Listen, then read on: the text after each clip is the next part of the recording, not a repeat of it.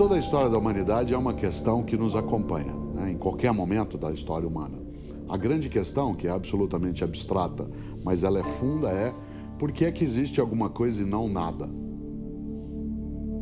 4 grandes foram os caminhos para tentar responder a essa angústia: a ciência, a arte, a filosofia e a religião. Essas 4 áreas, elas se dedicaram a tentar explicar por que é que nós existimos, por que as coisas existem, com uma grande diferença. A ciência procurou trabalhar o como das coisas, isto é, o funcionamento, enquanto que a filosofia, a arte e a religião foram em busca dos porquês. Ambos são necessários, não ao mesmo tempo e não do mesmo modo, mas tanto o como quanto o porquê são necessários.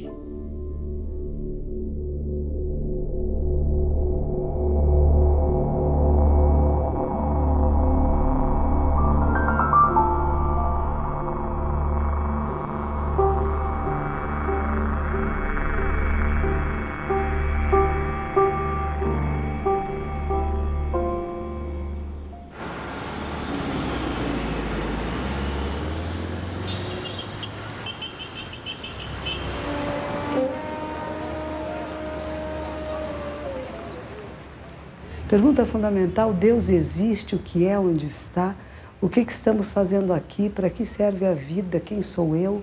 Por que nascemos, morremos? Há significado nisto? Para que tudo isto? É por nada?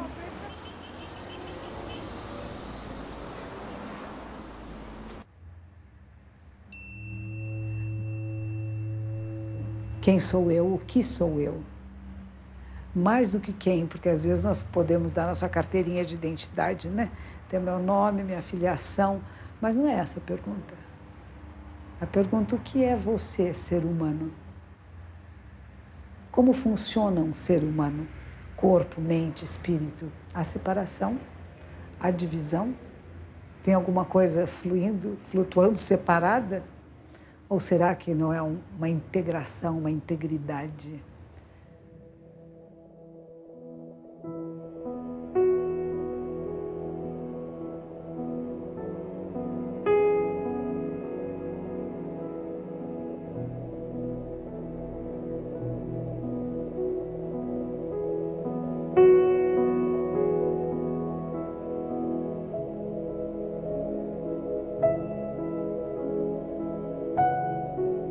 Eu estou muito interessado hoje em dia na questão do conhecimento, o quanto a gente pode conhecer sobre o mundo.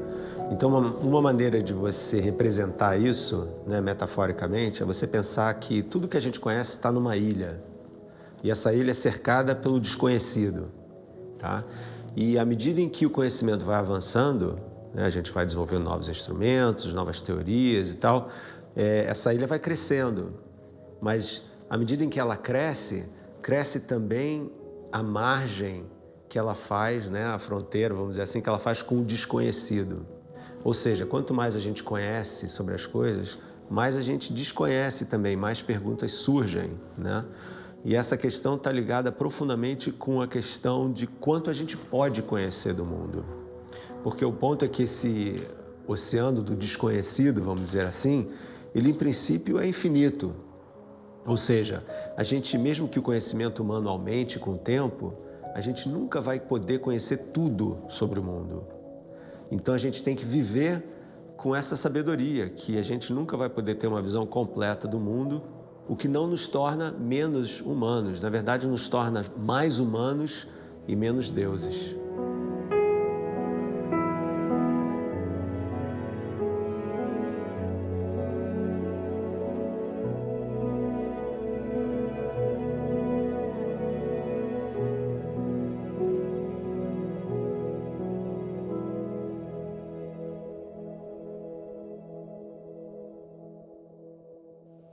Um terapeuta que faça um bom trabalho com seu paciente, inevitavelmente o paciente vai começar a querer ir além, né, do fenômeno material. À medida que ele se ajusta profissionalmente, afetivamente, à medida que ele se alinha no social, ele começa a questionar: quem sou eu? O que eu estou fazendo aqui? Para onde eu vou? Será que de fato o meu propósito externo está em sintonia com o meu propósito interno? Quem sou eu? Essa é a grande pergunta. E quando a gente vai camada por camada, sempre tem uma nova surpresa. E mesmo que a gente chegue na luz, depois se pergunta como a perdeu de novo. Porque essa inspiração do ser, ela pode escorregar de novo entre os dedos. Ninguém deve pensar que já chegou lá. E dizem que há um estágio que é irreversível. Eu, sinceramente, não alcancei. E quando outro dia, numa palestra, vieram me dizer que eu isso e aquilo, eu digo: olha, essa não é a opinião que a minha esposa tem de mim. Quisera que ela tivesse toda a admiração que a senhora está tendo.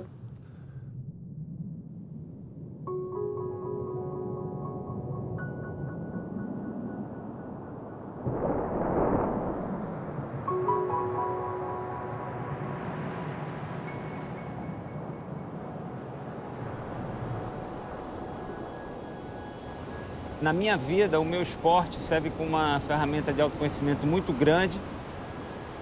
Primeiro, porque para ser profissional e ter um bom rendimento, você precisa se conhecer fisicamente e mentalmente.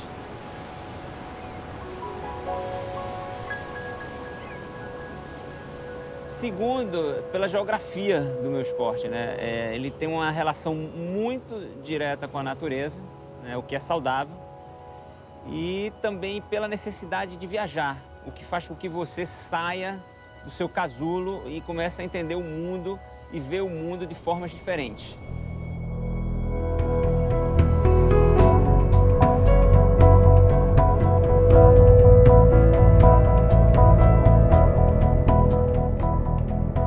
A prática da onda gigante tem a ver com a maneira que eu vejo a vida. Eu gosto de desafios, tá entendendo?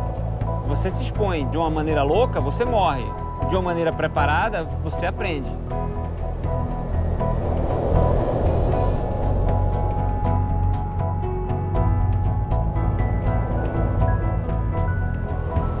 Eu levei toda a minha vida para me entender. E ainda vou passar o resto dela procurando mais e mais dicas para que eu chegue em algum lugar que eu ainda não estou hoje. A busca nunca para, a busca é infinita.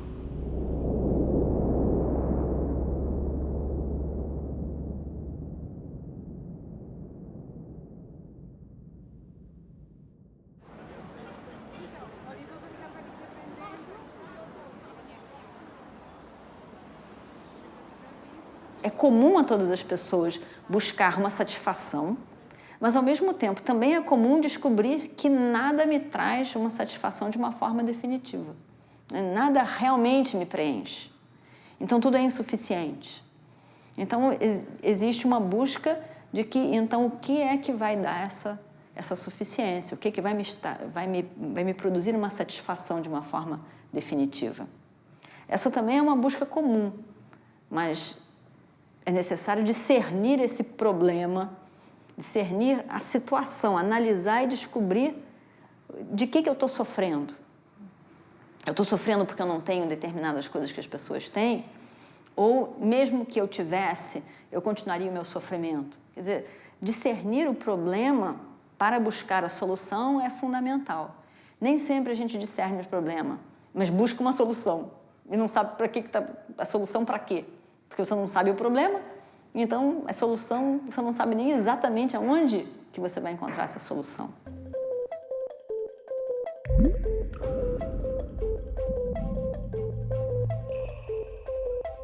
Se nós pensarmos na criação do universo, há 15 bilhões de anos atrás, 15 bilhões de anos e um segundo atrás, não existia nada, de acordo com a teoria científica mais aceita para a criação do universo hoje em dia. Há 15 bilhões de anos surgiu o Big Bang, né? Houve a grande explosão. Então, se nós pensarmos essa grande explosão como uma metáfora de ondas concêntricas, quando você joga uma pedra num lago de águas tranquilas, o que acontece? Você forma ondas concêntricas. Então, pensemos nessa grande cadeia do ser como sendo essas ondas concêntricas, que é o próprio processo evolutivo se desenvolvendo. A primeira onda que se formou é a onda da matéria. A primeira coisa que surgiu após o Big Bang foi matéria. Matéria surgiu sob a forma de energia, matéria, partículas subatômicas, formando átomos, moléculas, galáxias, sóis, etc. e tal. Posteriormente, há 5 bilhões de anos atrás, surgiu a Terra. A Terra matéria ainda nessa primeira onda. Há 3,5 bilhões de anos atrás, surgiu a segunda onda, essa segunda macro-onda, surgiu a vida na Terra. E essa vida, então, partiu de todo um processo de organismos unicelulares, por uma cadeia filogenética vegetal e animal, até os animais superiores, até os mamíferos superiores. E aí, há cerca de 1 milhão de anos atrás, não é mais bilhão que eu estou falando agora, 1 bilhão, apareceu a terceira onda, que nós chamamos a onda da mente. Então, veja, esse processo de expansão de níveis de consciência vem se dando. A ciência tradicional, atual, para aqui, ela não vai além. Mas você há de convir comigo que nós devemos, esse processo não continua, deve continuar. Então existe um quarto nível, que seria um nível do espírito, que seria um nível de transcendência desse nosso nível atual, desse macro nível atual, que é o nosso nível do ego, em que nós nos vemos como uma individualidade. Nós seremos muito mais, nós seremos a nossa individualidade e algo mais. Então, esse é o conceito do grande ninho do ser, que é um conceito que existe desde as tradições de sabedorias antigas e que hoje pode ser feita uma releitura dele através desse processo de conhecimento que a evolução nos trouxe.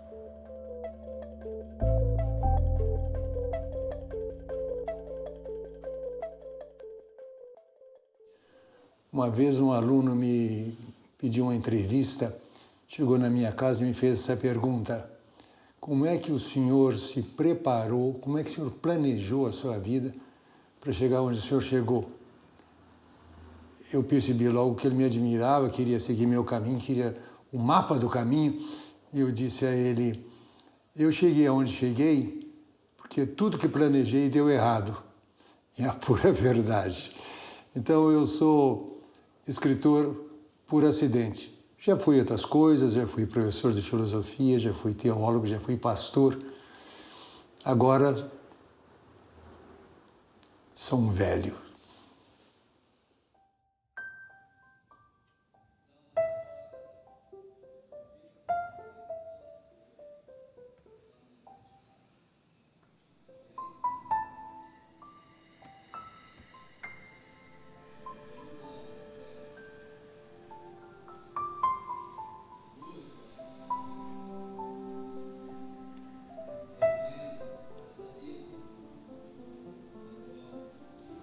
O ser humano não é o corpo. Ele possui o corpo, manobra com o corpo, cuida do corpo, mas ele não é o corpo. Então o yoga é o estilo de vida, você falou bem. É o estilo de vida. E cultiva o corpo, mas cultiva também a mente, trabalha com as energias.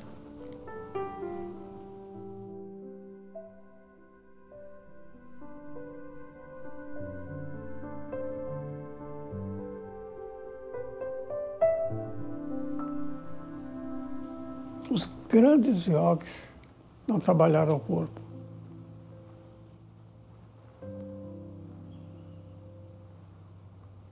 Você viu alguma fotografia do grande yogi Jesus Cristo, de cabeça para baixo? Ninguém viu. Ninguém viu as asanas da devota Santa Teresinha. Ninguém viu. São realidades. Você não deixa de praticar yoga quando já não tem o corpo. Envelhecido, 89 anos. Eu continuo praticando yoga, mas sem trabalhar o corpo. É uma muito pobre concepção do yoga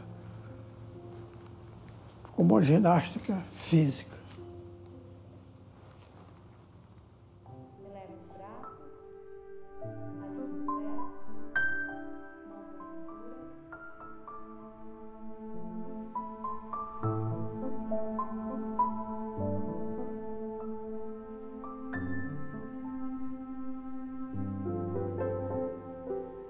Tem um ditado super pessoal, né? E isso já é muito íntimo, mas é um ditado que fala assim, que está comigo há muito tempo, que é: tudo um dia será nada, e esse nada será o tudo que tanto procuramos encontrar.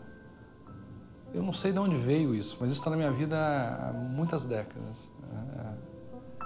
Eu estou tentando entender até hoje esse ditado, mas está comigo, uma coisa que veio.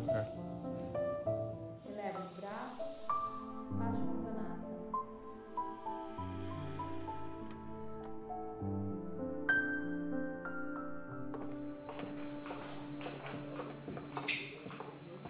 A gente está falando tanto de saúde, de autocuidado, e isso é sair de um processo de passividade, né?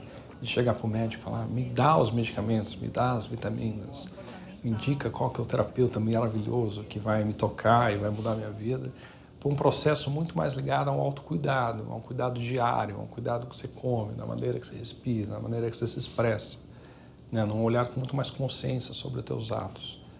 E isso não é muito simples, porque o paciente vem ao médico pedindo, né, o que é tradicional: me tira desse lugar agora, eu quero uma mudança imediata. E você devolve para ele um caminho, né, uma visão de caminhar. Eu vou te ajudar nesse caminho, mas não é uma mudança que vai acontecer de maneira tão abrupta.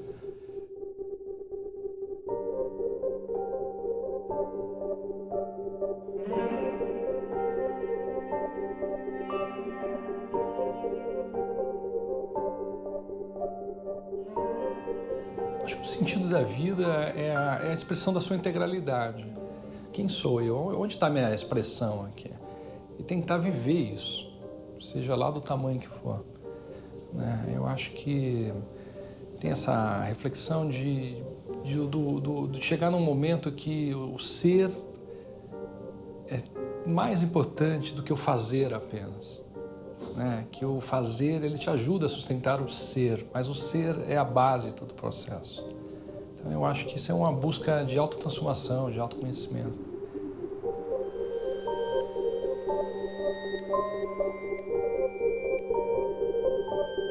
A gente aprende que estamos aqui na Terra com uma finalidade específica que envolveria a nossa evolução.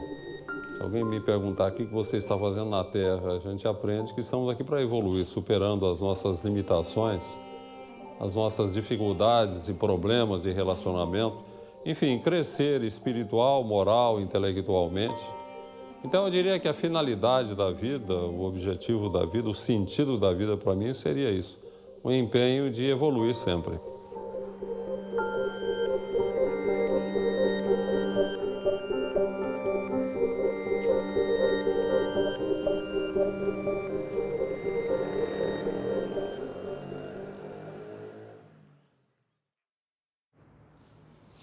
Gente, eu sou muito tímida, eu tô fazendo um esforço.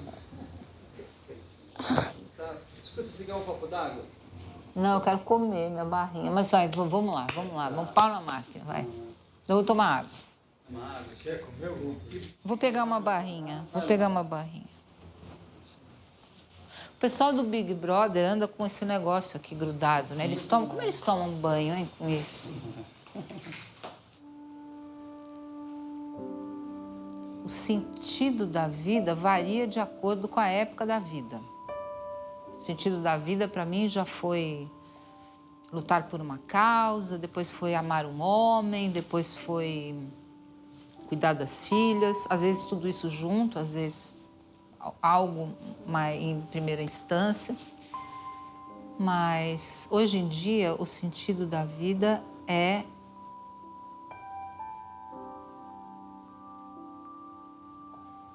a vida já tem um sentido, eu não sei, é diferente para mim hoje.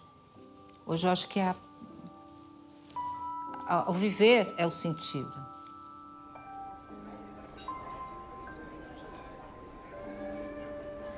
Eu vi uma frase de um pensador francês aqui, entrevistado por algum veículo, algum jornal brasileiro, que ele dizia o seguinte: a vida não tem sentido nenhum, mas não é proibido dar-lhe algum. Né? Então, esse eu acho que é um pensamento muito, ao mesmo tempo, libertário e, ao mesmo tempo, que dá seriedade à ideia da vida. Quer dizer, a vida é um projeto individual, né? E nisso talvez eu seja mais anarquista do que um indivíduo vinculado a qualquer outra doutrina. É um projeto individual em que você tenta construir uma história para você, né? E uma história que, na minha cabeça, é norteada por valores da ordem moral. Eu sou muito zeloso desse aspecto vamos dizer assim, da condição humana, e acho que tem que ter alguma ideia também de crescimento pessoal, né? Quer dizer, o sentido da vida é a gente sair daqui 80 anos depois da chegada um pouquinho melhor do que entrou.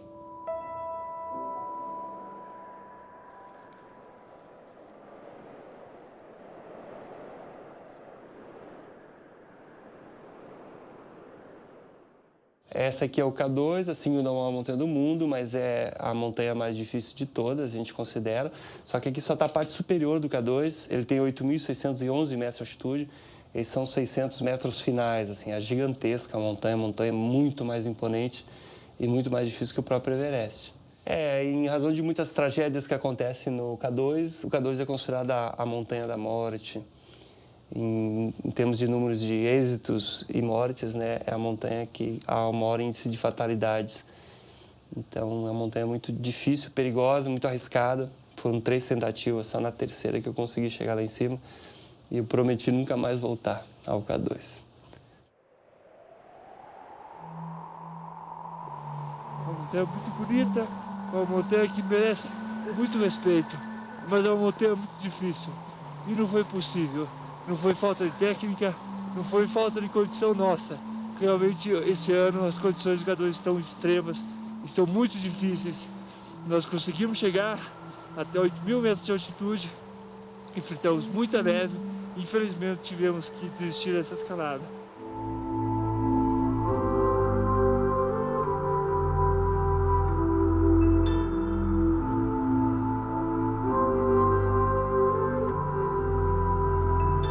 A montanha. Eu precisei ir até a montanha para poder me encontrar, para poder me ver, né, diante de um espelho.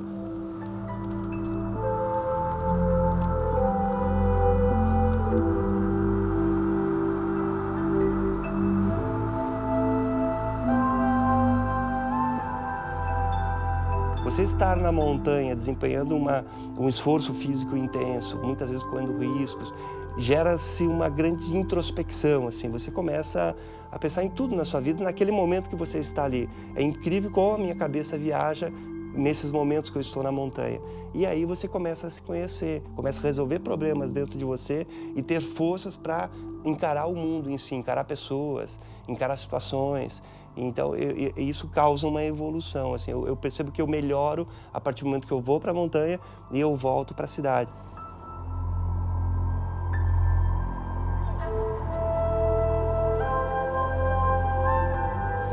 Já chegou gente aqui, mas cadê os teus troféus? Eu não ganho um troféu, uma medalha, por ter chegado no alto de uma montanha. Eu acho que uma das maiores recompensas é aquela vista maravilhosa, porque aquela vista me traz um momento de contemplação. É naquele momento que eu me encontro, naquele momento que eu faço minha comunhão com Deus.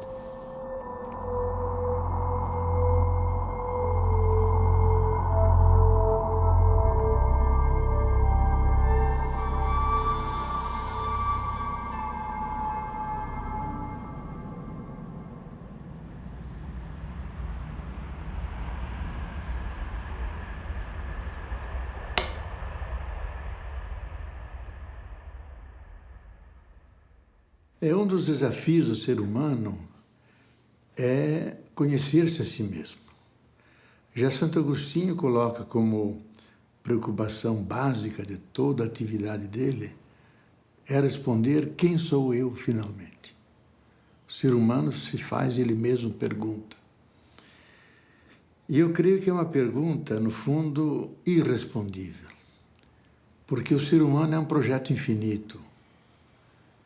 Ele é um nó de relações voltado em todas as direções. Para dentro de si, para o outro, para a natureza, para o universo, para o absolutamente transcendente que é Deus. E ele se realiza na medida em que ele ativa essas relações. E por isso, quanto mais ele se relaciona, mais ele se enriquece e mais descobre possibilidades dentro dele. Então, ele não é um sistema fechado, é um sistema aberto. Daí que toda a pergunta exige uma resposta. E essa resposta levanta uma nova pergunta. E assim nós vamos de perguntas em perguntas, de respostas em respostas. E, no fundo, nós não sabemos quem somos. Então, nós sempre estamos buscando. Encontramos espelhos de nós mesmos em todas as partes e não nos identificamos com nenhum deles. Como os orientais expressam, a prisão é maia, é ilusão. É eu nem saber quem eu sou, de onde eu venho e para onde eu vou. E como dizem os bons navegantes, nenhum vento é favorável para aquele que não sabe aonde quer chegar. E a liberdade é precisamente a pessoa tomar consciência e ser capaz de ser o autor da sua própria existência, assumir a autoria da própria existência. Não é uma tarefa fácil, mas eu creio que é a nossa tarefa. E é isso que vai nos trazer a felicidade. E nesse momento, bom, eu me sinto feliz.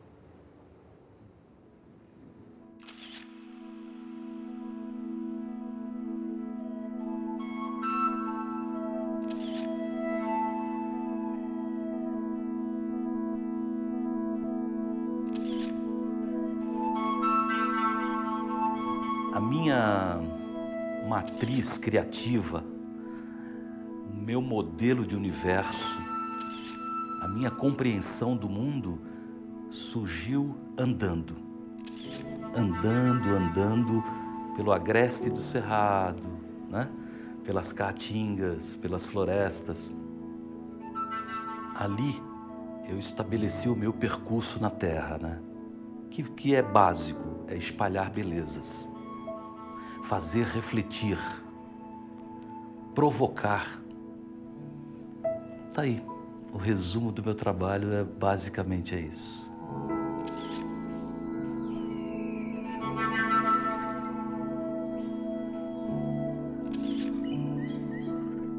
O revelador acontece num momento muito fugaz. E essa eu acho que é a experimentação. Esse eu acho que é o encontro com Deus, com a beleza. É uma lembrança que não me importa se tem registro, não me importa a fotografia, é algo absolutamente pessoal. Tem que quebrar essa coisa de que você fotografa para os outros. Não, você fotografa para si. Depois você espalha, entendeu?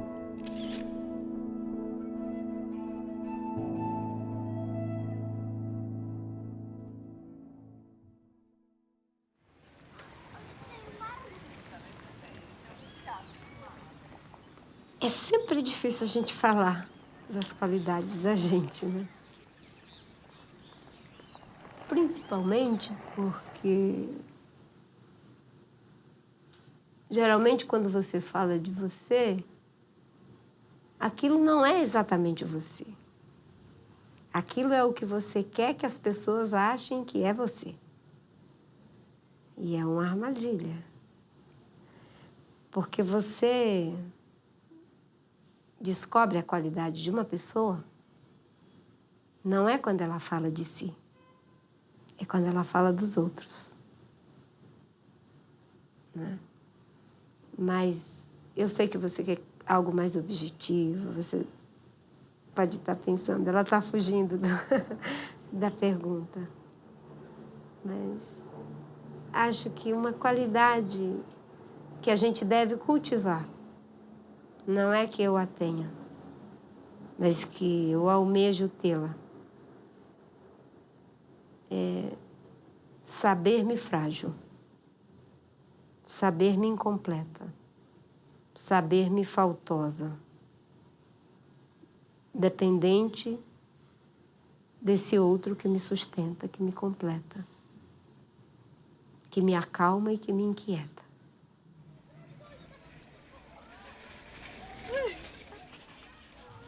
Eu moro no sertão de Pernambuco, numa comunidade rural que se chama Jatiuca, que é um distrito de Santa Cruz da Baixa Verde. Na minha experiência foi isso, né? As mulheres silenciadas pelos pais, pelos maridos, pelos irmãos, sem poder falar. Eu tive que, com elas, junto com elas, recuperar a autoestima. E o que é a importância da autoestima na vida de uma pessoa e na vida de uma mulher e de uma mulher rural? Para mim, quando eu me quero bem, quando eu me respeito, quando eu sei que eu sou um ser importante, eu não permito que ninguém me desrespeite, que ninguém me bata, que ninguém me desvalorize.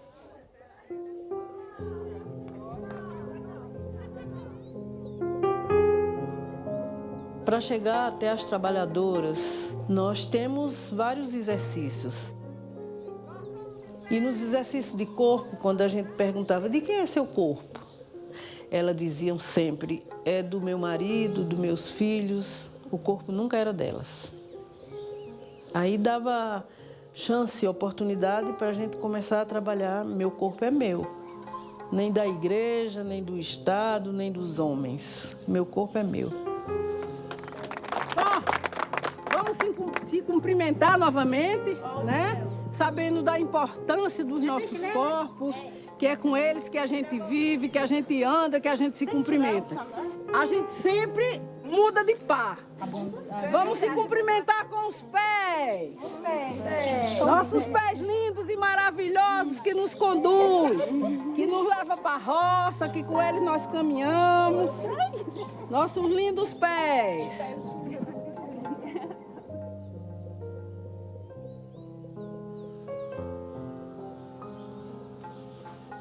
Eu estava numa reunião e tinha uma senhora, devia ter 60 anos ou mais. E ela chorava, chorava, chorava. Aí eu não quis expor, perguntar, por que você está chorando no meio de todo mundo? Procurei uma horinha reservada de lanche e aí perguntei a ela, por que você está chorando assim, fulana? Ela disse, ô Vanete, é porque você está dizendo tanta coisa linda, tanta coisa importante, e eu não vou mais conseguir mudar a minha vida. É por isso que eu estou chorando. Eu sempre vivi com um marido que é machista, que acha que só ele sabe. E como é que eu vou mudar isso depois que eu tenho filhos e netos? Aí eu disse a ela, não chore não, você pode sim. Mas posso o quê? Se você pode contar a sua experiência, você pode dizer às outras, às jovens, às suas netas, que não é bom assim, que elas podem mudar agora a vida delas. Então, você quer uma contribuição maior? Ela ficou com uma cara linda.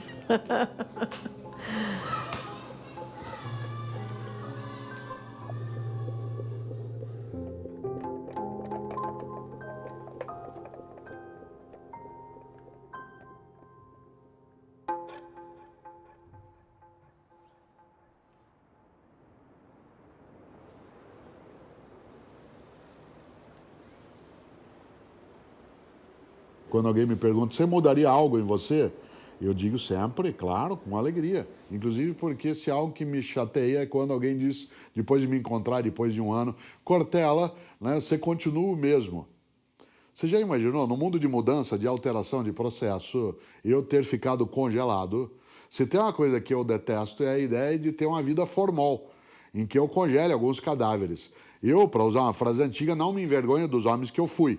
Mas eu gosto de lembrar que eu já tive muitas vidas que foram sendo feitas, refeitas e reinventadas. Ao contrário do que muita gente imagina, a gente não nasce pronto e vai se gastando. A gente nasce não pronto e vai se fazendo. Eu não nasci pronto em 1954 e vim me gastando até hoje. Eu nasci não pronto e vim me fazendo. O que nasce pronto é fogão, sapato, geladeira. Esse sim vai envelhecendo.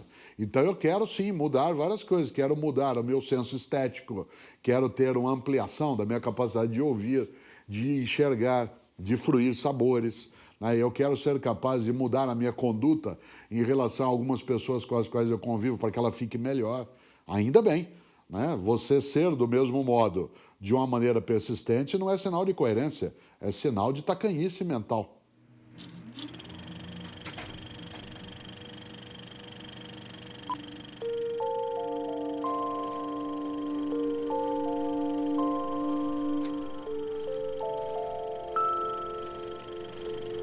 Eu trabalho com cinema, ou seja, eu trabalho com a mentira e ao mesmo tempo com a pura verdade, né?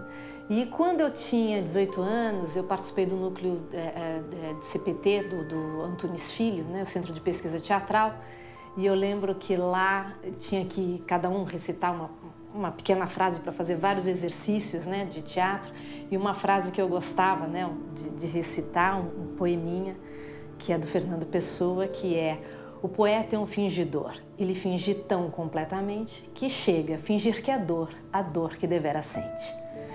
E isso o tempo inteiro, assim, eu acho que porque eu trabalho com reinventar o mundo, mesmo num documentário você também está reinventando, né? Você está colocando a sua visão, né? Escolhendo quais são os trechos que vão ficar, o que não vai ficar, o que você esquece, né? Então, isso é um tema que o tempo inteiro volta. E eu lembro que eu tive uma crise quando eu estava filmando Chega de Saudade, na primeira semana, e é normal, a primeira semana você ainda... Que filme é esse? Você está descobrindo linguagem, descobrindo os atores, descobrindo a equipe, né? A engrenagem ainda não está funcionando. E eu lembro de manhã cedinho, 5h30 da manhã, tendo que ir para o set de filmagem, eu no hall de casa, no elevador, eu empaquei, não conseguia sair e eu tive essa crise existencial que era: por que eu escolhi uma profissão que eu fico reinventando a vida? Quem sou eu para dizer o que é a vida, né? É uma profissão maluca e não vejo sentido nisso. Eu acho que é mais importante eu viver a vida de verdade, eu mesma viver as experiências, do que eu ficar dizendo como tem que ser. E aí o Luiz, meu marido e roteirista, quando ele percebeu que eu ia engatar nisso, ele falou: tá bom, ok, tem uma van te esperando lá embaixo, depois a gente continua a conversa.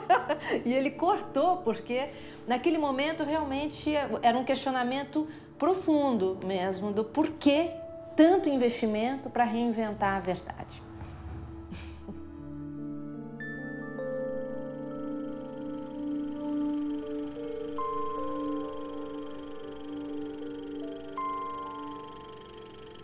Em toda obra de arte há um elemento de dor.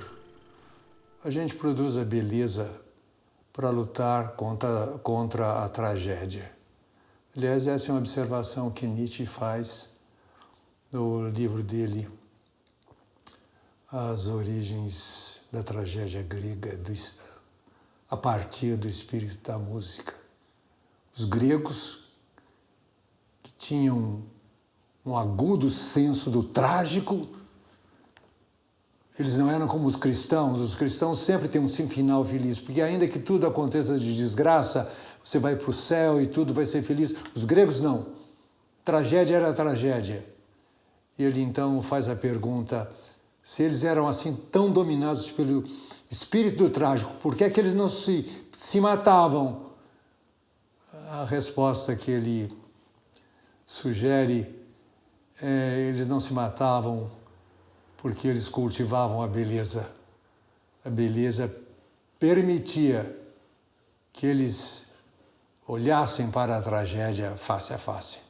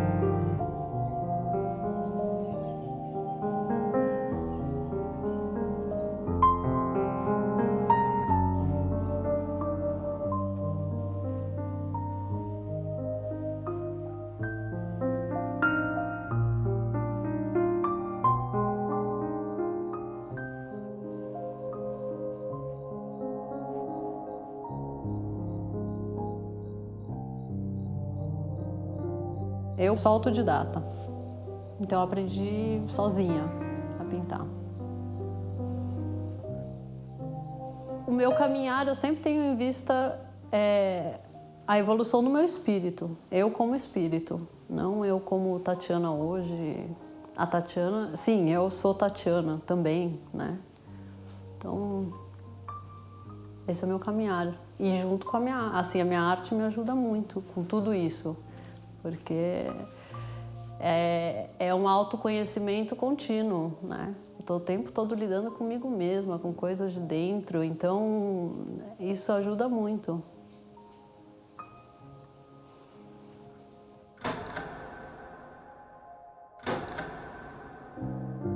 Eu nunca passo impune por um trabalho.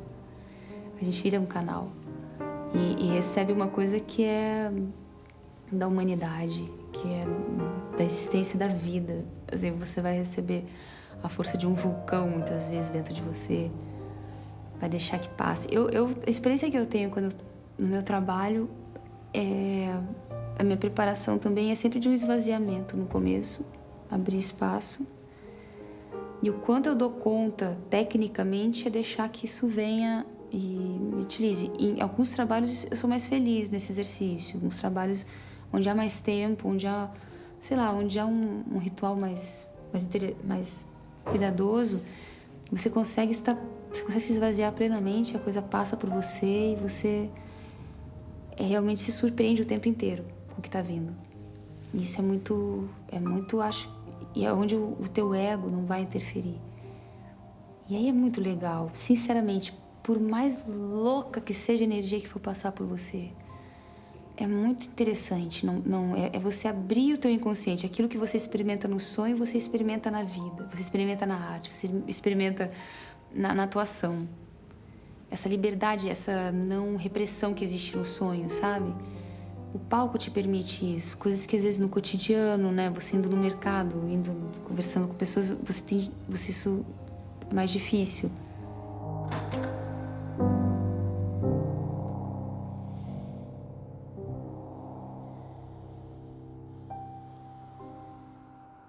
Eu acho que tanto o processo do ator quanto o processo do palhaço são processos profundos de autoconhecimento. Se você quiser vê-los assim. Você tem que visitar profundamente o teu amor, se você quiser fazer Romeu. Se você não lida bem com o amor, meu irmão, você não vai fazer Romeu. Você não vai conseguir comunicar. Porque você não consegue comunicar o teu amor para tua mulher.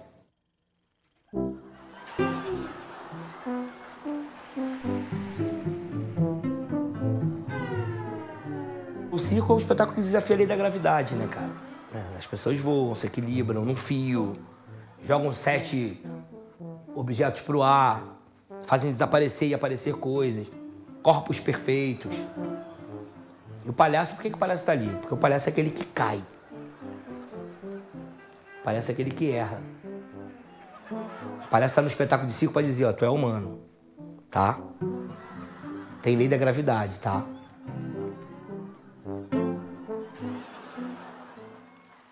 O que faz o palhaço derrubar tudo? O que faz ele bater com a cabeça na parede? O que faz ele cair no buraco? Por quê? Ser quem você é, então eu sou aquilo lá. E ser o que eu quero que os outros querem que eu seja. Aí eu estou indo para lá, porque eles querem para lá. Aí eu derrubo o microfone. Isso é o palhaço. Isso é a técnica da palhaçaria. Então não, eu vou para lá porque lá está o meu sonho, mas ali aí a coisa me chamou. Aí eu derrubo a moça, eu derrubo o garçom. O erro é a nobre arte do palhaço. A imperfeição, a aceitação da sua inadequação. Eu sou inadequado, e agora? Vai deprimir? Por causa disso ou vai rir?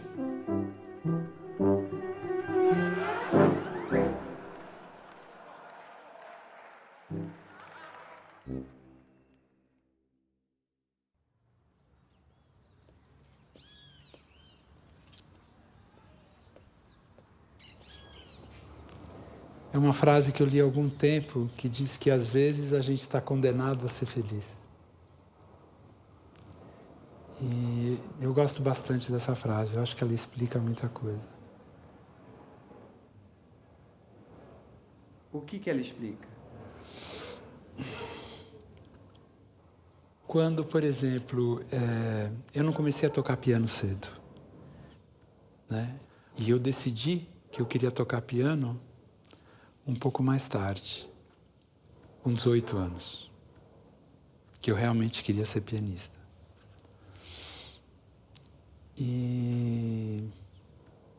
Mas aí, quando eu percebi isso, eu não tinha outra escolha senão ser pianista. E nesse sentido eu senti que era quase uma condenação. Porque para mim ainda era uma pergunta, será que eu vou realmente tocar piano, saber tocar piano? E eu percebi que se eu não tocasse eu me sentiria muito triste.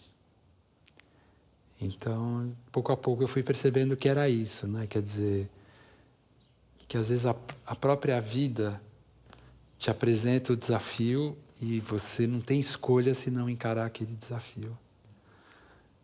E então é por isso.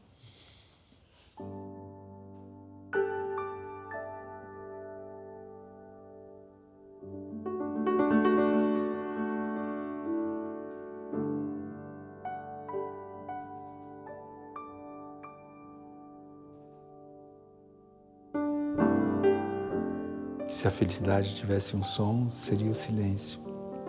Mas também, eu acho que a música de Bach, trechos da Nona Sinfonia, trechos de um octeto de cordas do Mendelssohn, trechos de manifestações populares de diferentes lugares do mundo.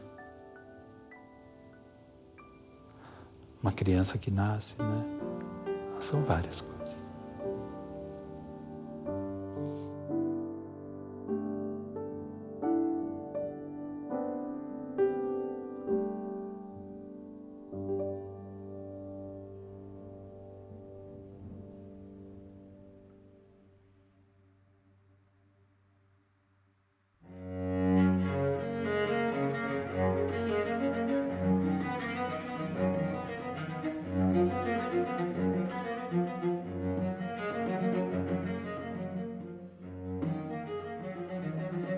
Felicidade, para mim, se resume à paz de espírito. Se você conseguir ter uma paz interior, você é feliz. Enquanto nós não temos essa paz interior, nós não somos felizes. A felicidade é você se sentir bem com você e com as pessoas que estão ao seu redor. Simplesmente é isso para mim, né? E estar num lugar que você gosta. Eu gosto de estar... Para me sentir feliz, eu tenho que estar no meio do mato, eu tenho que estar no meio da natureza. Muitas vezes a felicidade ela é uma sensação de estar no lugar certo, na hora certa. Esteja acontecendo o que está acontecendo. Ela é mais isso.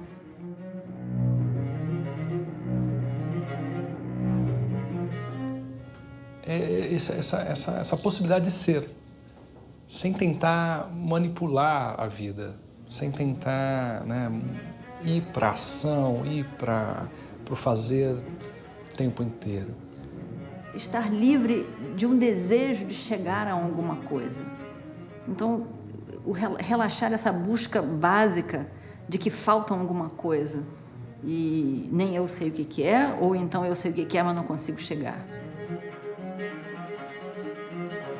A minha felicidade depende também da felicidade de muita gente. Depende da felicidade do meu marido, da minha família, meus amigos. Eu acho que é muito difícil você ser feliz sem comida, sem um abrigo, doente, sem ajuda. Eu acho bem difícil. Eu acho que o mínimo tem que ter.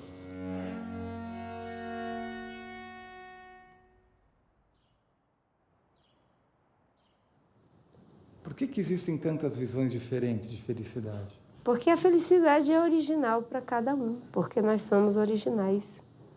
Nós somos únicos, ainda que iguais.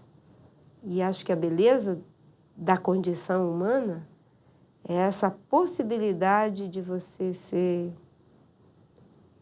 completamente original e completamente igual.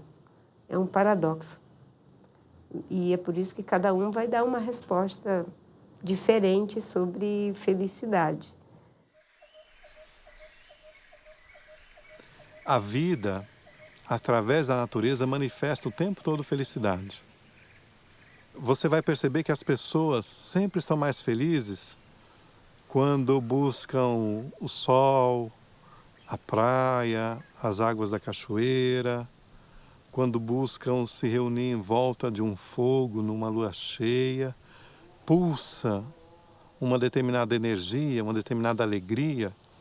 A felicidade não exige dinheiro, a felicidade não exige status para se manifestar, a felicidade não exige oferendas, a felicidade não exige um curso de MBA e ela não exige nenhuma formação.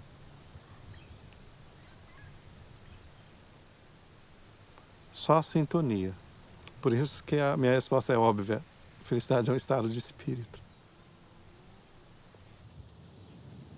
A felicidade, eu acho que ela está em tudo, né? Ela está em toda parte. Eu gosto muito de ver, de pensar naquela imagenzinha assim de um peixinho, né, nadando num vasto mar, né, e perguntando assim para o outro peixe, né, onde é que fica esse oceano aí que todo mundo fica falando? Eu acho que a felicidade, sabe, em princípio sim, né, ela é reconhecida como uma coisa que está dentro, né, mas eu acho que ela está em tudo também.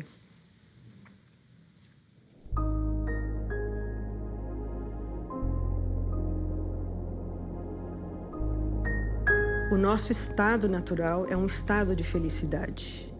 E, no entanto, ou seja, a vida, assim como nós a percebemos, né? A realidade, assim como nós a percebemos, cria uma série de fenômenos. E esses fenômenos é que nos impressionam mais do que a felicidade. Então, nós somos como que pessoas assim, que se impressionam muito mais com os fenômenos que vão acontecendo à nossa volta, do que exatamente, né, de perceber que a felicidade nunca deixa de se oferecer a si mesma para nós, né? Então, se a gente tirasse os véus, né, dos fenômenos que nos circundam, eu acho que a gente viveria num campo de felicidade.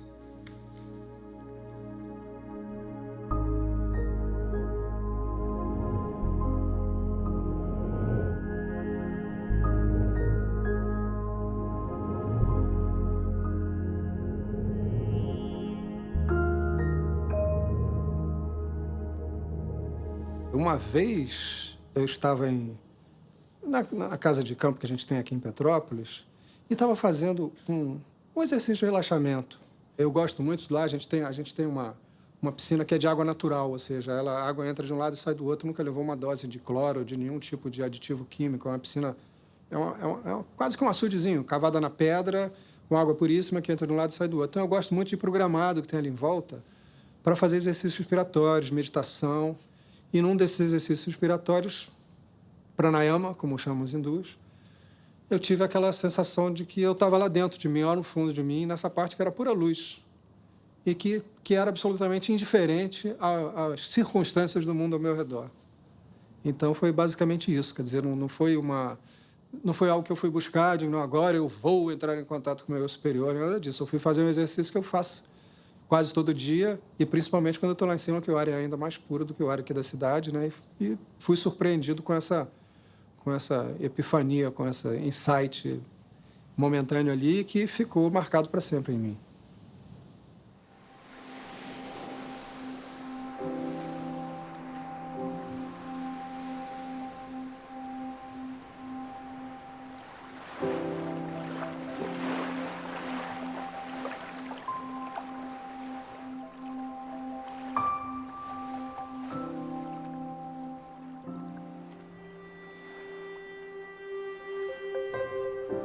Eu acho que um dos momentos felizes assim na minha vida que eu me lembro bem foi um momento de transcendência metafísica, vamos dizer assim, que é uma coisa que, puxa, cientista falando isso, mas é verdade, que quando eu tinha 15 anos, o meu irmão mais velho me levou para a ilha de Itacuruçá para passear lá, ele vivia lá sempre e tal, ele era meio riponga.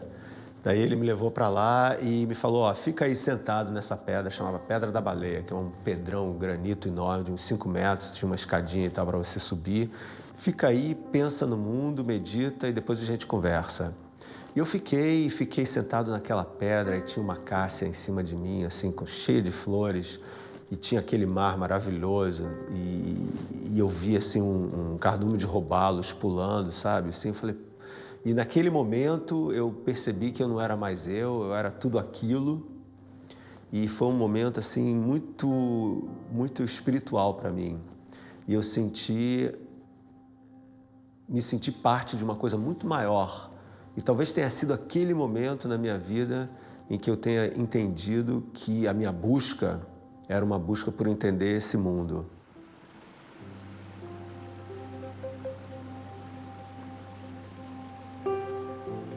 Eu me considero feliz e sou extremamente inquieto. E curiosamente, quando eu entro na mata, às vezes eu fico completamente em transe, às vezes eu fico completamente em silêncio.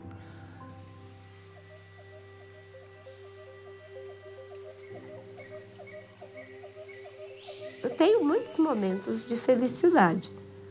Obviamente que se a gente fosse o tempo todo feliz, a gente nem saberia o que é felicidade.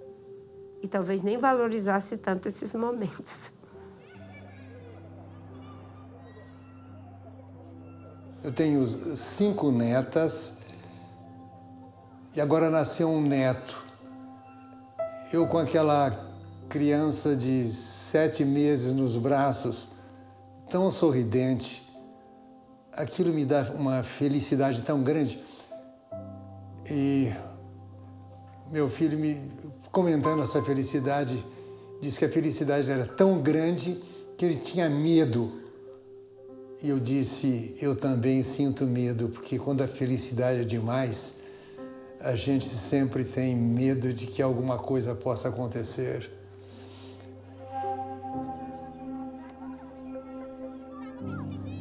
Ainda que pareça paradoxal, que realmente o ser humano morre de medo da felicidade. Né? É como se uma iminência de tragédia chegasse perto de nós cada vez que nos sentimos muito felizes. O medo da felicidade é o medo, evidentemente, de perder a felicidade, mas parece que a chance de que isso aconteça aumenta muito justamente quando a gente está muito feliz.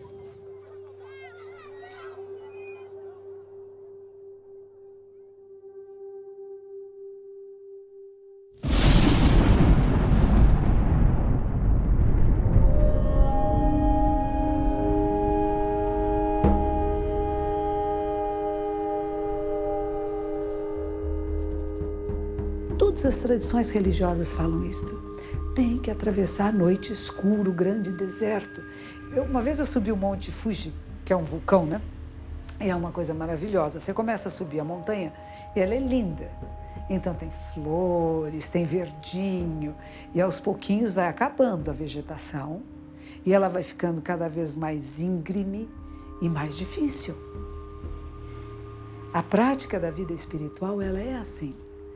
E muitas pessoas só querem o verdinho. A beira da montanha ali embaixo é bonita, é gostosinho. Ah, eu já vi. Você sobe a primeira plataforma, você tem uma pequena visão de si, do mundo, da vida, de um pontinho um pouquinho mais alto, e você fala, já tá bom. Porque mais para lá, aí vai cansar. Isso é suficiente? É suficiente para muitas pessoas, que bom, teve uma pequena visão. Mas há outros que não se contentam com isto. Eu quero ter a visão maior, então eu vou ter que fazer esse esforço maior.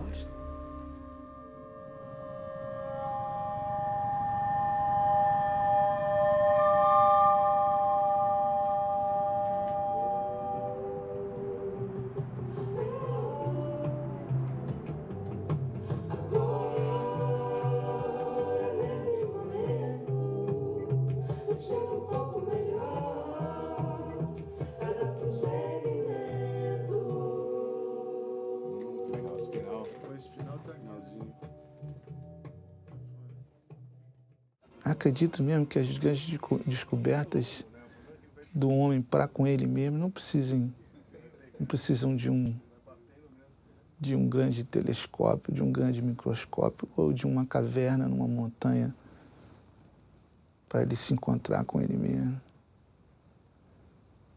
Deve ser mais corriqueira essa procura. Se a gente vivesse numa sociedade, numa educação que isso fosse estimulado, era mais fácil de todos nós conseguirmos isso. Momento mágico! Caraca! Por fora e por dentro. Por fora e por dentro. Muito bom.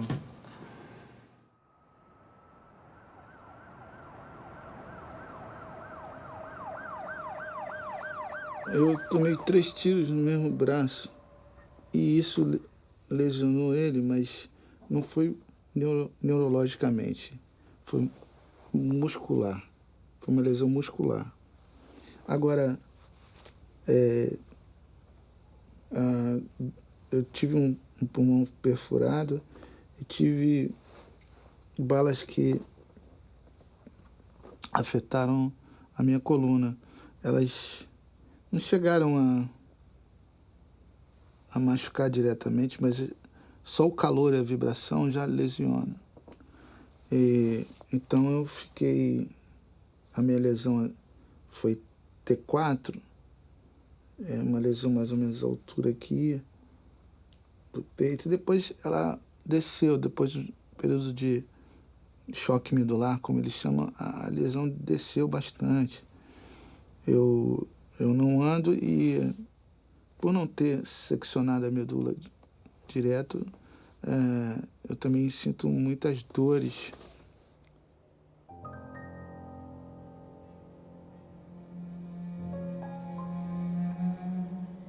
Durante uns bons 7 anos da minha vida, eu não tinha planos, eu ganhava um dia de cada vez. Eu pensava em acordar e até a hora de dormir, preservar um pouco de equilíbrio, só por aquele dia.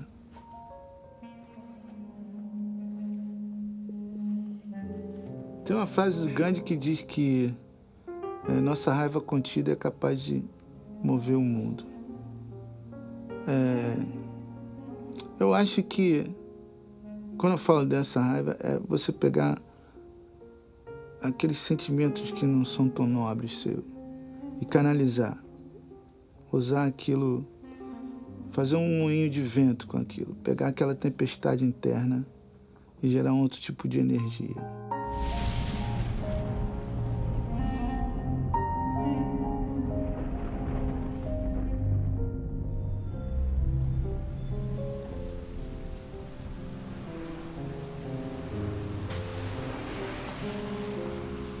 Para mim, o grande catalisador não é a dor, é a crise. Porque a crise acrisola, a crise purifica, a crise desfaz todas as gangas, tudo aquilo que não é substancial cai e fica só substância. E nisso vai junto dor, vai junto decepção. Então, a dor,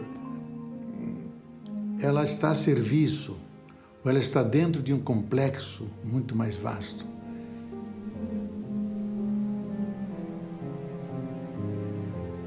A dúvida, a crise, né? Mesmo uma depressão até um certo ponto, ela é bem-vinda por provocar uma reflexão, por assumir, não sei, tenho dúvida, o que eu tenho aqui não me serve mais. Para onde eu vou, não sei, né? Não é tão simples. Então eu tenho que pesquisar, eu tenho que experimentar até... Ah, ok, agora é por aqui.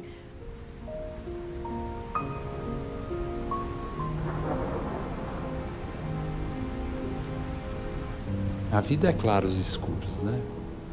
Quem, por exemplo, tem pânico de trovão, sofre com a chuva, né? Mas se cabe o trovão, a chuva está tudo ok, né? E se você está fora da cidade, no campo, a chuva é muito bem-vinda, né? Então sempre vai depender, né?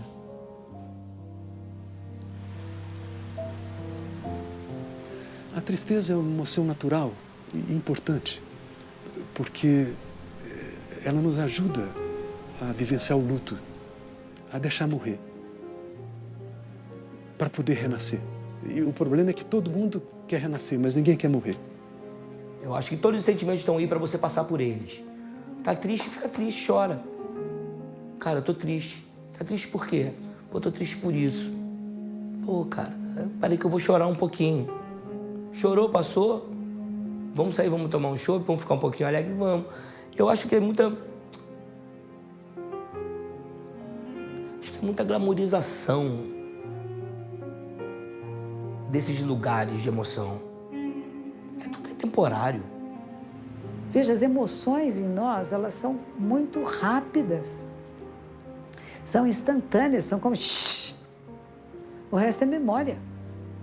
E a gente fica chamando essa memória. E nós adoramos chamar a memória, principalmente coisas desagradáveis, né? É aquela história que eu gosto muito dos dois monges atravessando o rio. E um deles ajuda uma jovem a atravessar. E os monges faziam voto de não tocar em mulheres, né? E que um deles, uma hora depois, bravo, você carregou aquela moça. Disse assim, mas eu deixei ela lá. E você continua carregando. Então, às vezes, nós temos problemas, dificuldades. E abre mão. É difícil esse abrir mão. Mas isso é um dos ensinamentos principais. Quando a gente abre as mãos, nela cabe todo o universo. Quando nós seguramos alguma coisa, nós nos limitamos.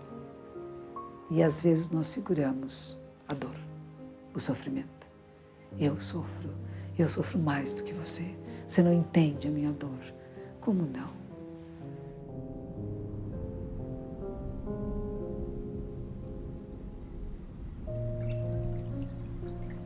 O sofrimento não alcança apenas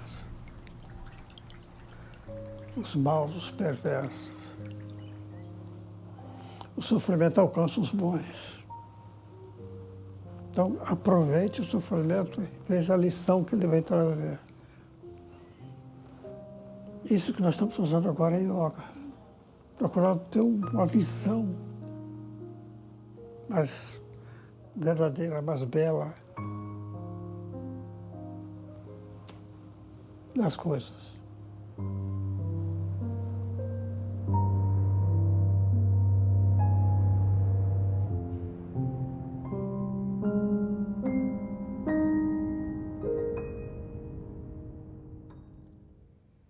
Você já falou um pouco sobre isso, mas eu gostaria que você comentasse essa frase de que a vida é muito curta para ser pequena. Pois é, um dia, Benjamin Disraeli, que foi um grande político e pensador do século XIX, no mundo britânico, aliás, foi primeiro-ministro da Rainha Vitória, Benjamin Disraeli disse essa frase, a vida é muito curta para ser pequena. Já basta que a vida curta seja para que a gente consiga apequená-la de algum modo. E o que é apequenar a vida? É ter uma vida que seja superficial, banal, fútil, uma vida que, antes de tudo, ela seja pequena, isto é, diminuta. Vida é algo para engrandecer a mim e aqueles que estão à minha volta.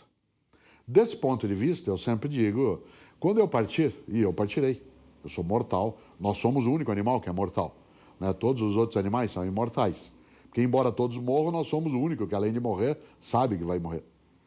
Teu cachorro está dormindo sossegado a essa hora, teu gato está tranquila.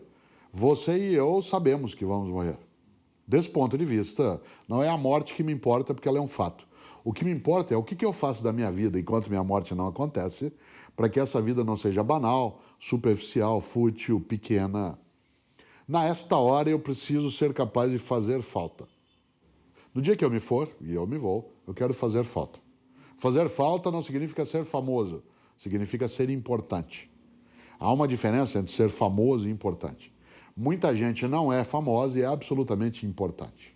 Importar, quando alguém me leva para dentro, importa, ele me porta para dentro, ele me carrega. Eu quero ser importante.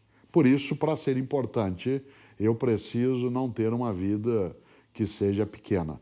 E uma vida se torna pequena quando ela é uma vida que é apoiada só em si mesmo, fechada em si. Eu preciso transbordar, ir além da minha borda. Preciso me comunicar, preciso me juntar, preciso me repartir. Nesta hora, minha vida, que sem dúvida ela é curta, eu desejo que ela não seja pequena.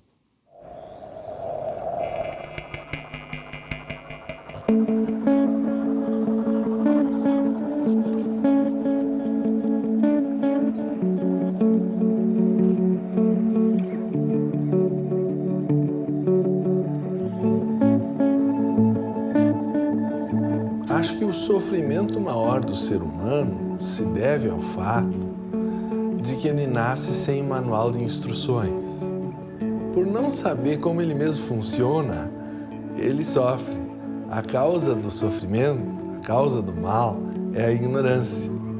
Então nada pode ser mais importante do que algo que nos liberte do sofrimento. Sem o autoconhecimento, como é que nós vamos nos libertar se nós causamos o nosso próprio sofrimento por ignorância?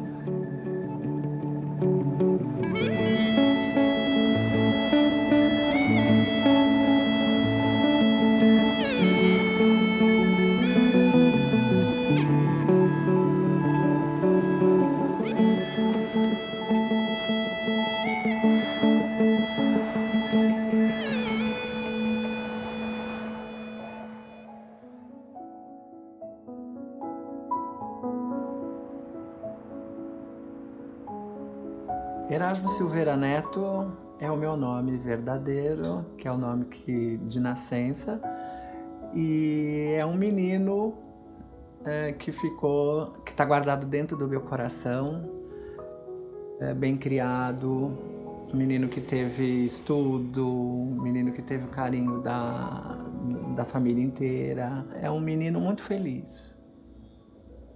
Então por isso que a Greta tem bastante saudade disso.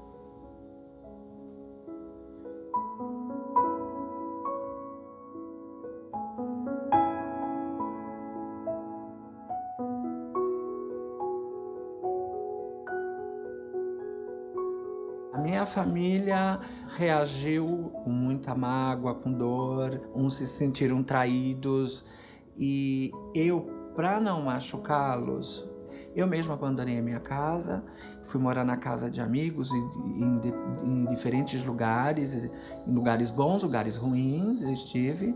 Depois de algum tempo eu soube que a minha irmã me procurava, minha família me procurava, meu padrinho me procurava. E depois de um certo momento eu achei que eu deveria de enfrentá-los, retornei e aí as coisas ficaram mais calmas, né? Mas é engraçado que nunca nos sentamos para resolver isso. Só voltei, minha mãe e meu pai me receberam e ficamos sentados os três no sofá sem trocar uma palavra. E eu só perguntei se eu podia ficar. Pronto, e fiquei.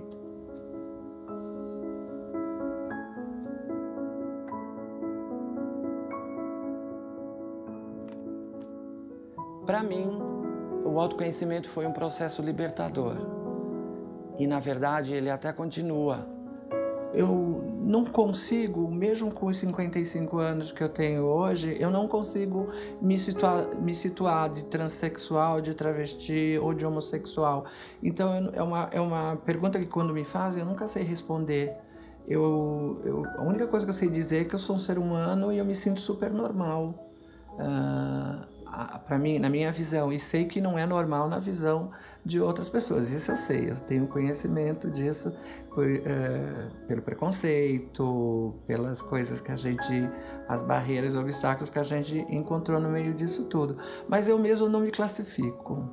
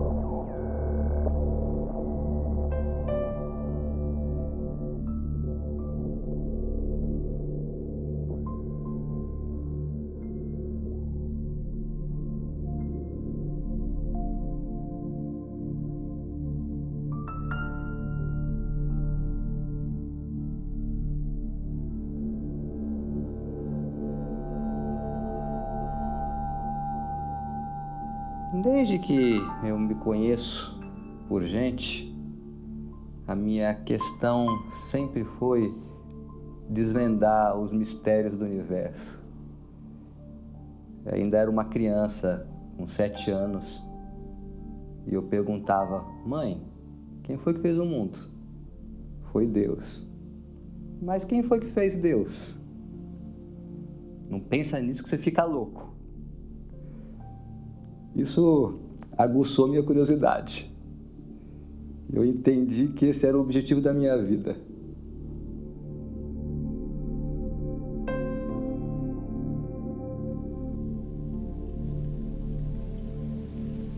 Eu sou apaixonado pelo não saber. Para mim, a dúvida é uma coisa muito legal, né? E, então, mas você não acha que a gente precisa saber tudo? Não, a gente não precisa saber tudo. Eu acho que a gente precisa saber. E a gente precisa saber cada vez mais. Que o que importa, na verdade, é o querer saber e não o responder tudo. Essa diferença, para mim, é essencial.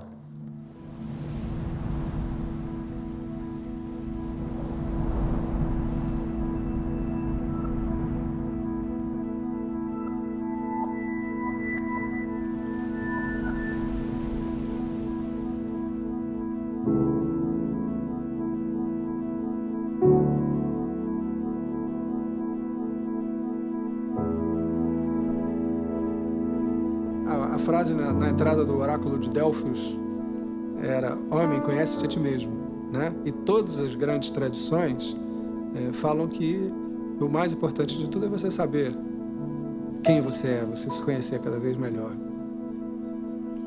A gente fala isso, de como é que eu posso fazer com que o maior número de seres entre no caminho, na verdade, etc. E ao mesmo tempo, quanto mais você quiser empurrar alguém pela porta, mais essa pessoa se afasta. Então, na verdade, a gente não pode fazer nada. A gente acha que está fazendo, isso ainda é o falso eu, né? Não há nada que você possa fazer, você pode apenas apontar. Existe uma porta, existe um caminho, mas cada pessoa tem que trilhá-lo. As pessoas estão esperando por uma estação para serem felizes. Então, quando eu crescer, quando eu me formar, quando eu me casar, quando eu tiver filhos, quando eu tiver dinheiro, quando eu tiver um patrimônio, quando eu tiver saúde. Então, as pessoas estão sempre transferindo a felicidade para uma próxima estação e por isso não são felizes. Então, esse ditado eu acho muito acertado. Não é uma estação, é uma maneira de viajar. Eu acho que a gente tem que pensar no caminho. Eu comecei a pensar que era possível ser feliz na cadeira de roda, como quando eu pensei não em chegar a ser feliz, mas quando eu vi que ser feliz é justamente não abrir mão do caminho até lá, do caminho até a felicidade.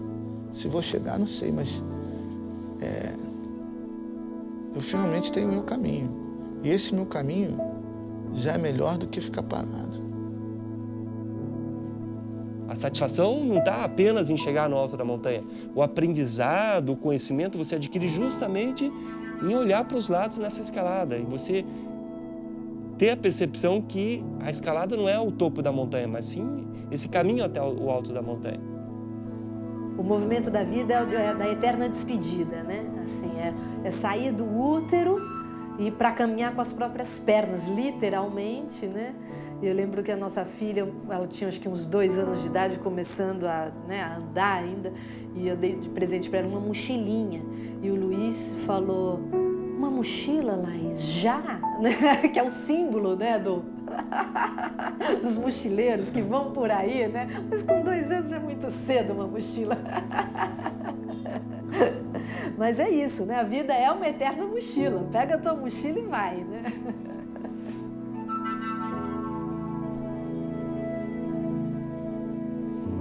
A minha grande pergunta é o que nos espera do outro lado. Quando eu fechar os olhos, digo, o que vou ver? Qual é o rosto de Deus?